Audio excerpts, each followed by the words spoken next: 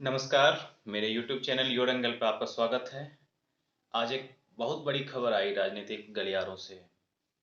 कांग्रेस को नया अध्यक्ष मिल गया है। देश की सबसे बड़ी लोकतांत्रिक पार्टी ने आज एक लोकतांत्रिक ढंग से अपने नए लोकतांत्रिक अध्यक्ष का चयन किया है। राजमाता सोनिया गांधी अब इस पार्टी की अध्यक्षा नहीं रही। उन्होंने देश के लिए सबसे बड़ा बलिदान दिया है और मल्लिकार्जुन खड़गे जी को, जो कि एक दलित हैं, उनको मौका दिया है। कांग्रेस की इस दलित प्रेम को हम समझ सकते हैं।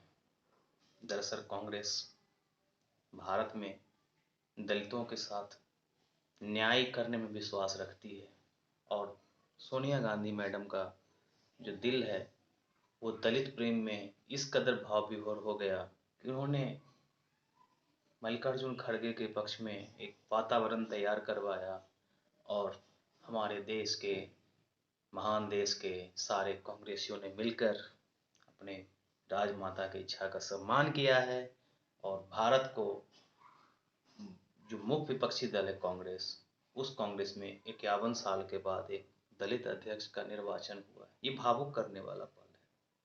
जब से मैं ये समाचार सुना हूँ मैं भी भावुक हो चुका हूँ, क्योंकि जो पिछले दलित अध्यक्ष थे वो संयोग से मेरे ही गृह प्रदेश बिहार से आते थे, बाबू जगजीवन राम। उसके बाद कांग्रेस में कोई दलित अध्यक्ष नहीं बन पाया। 50 साल के बाद भी, 51 साल के बाद भी अगर आपके दिल में सही भावना आ जाती है तो इसे हम यही कहेंगे, देर आए दुरुस्त आए। क्योंकि खैर, दलितों के लिए कांग्रेस के दिल में एक भावना तो है।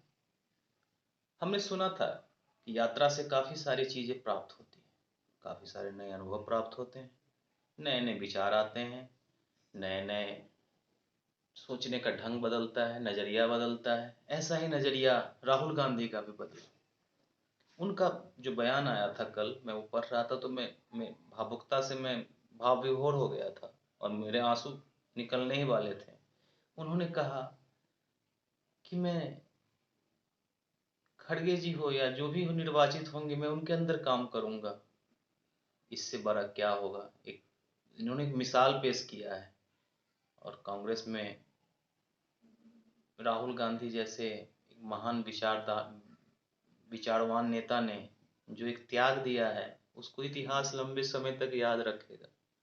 उन्होंने बना बनाया राजनीतिक जो उनका अपना पद था, आने वाले आम चुनाव में वो पुनः चाहते हैं तो अध्यक्ष के रूप में ही रहते हैं और प्रधानमंत्री के चेहरा बनते हैं। लेकिन इस महान राष्ट्र के लिए राहुल गांधी ने जो महान बलिदान दे दिया है वो अमर हो गए एक तरह से कहिए तो लोगों के दिल में।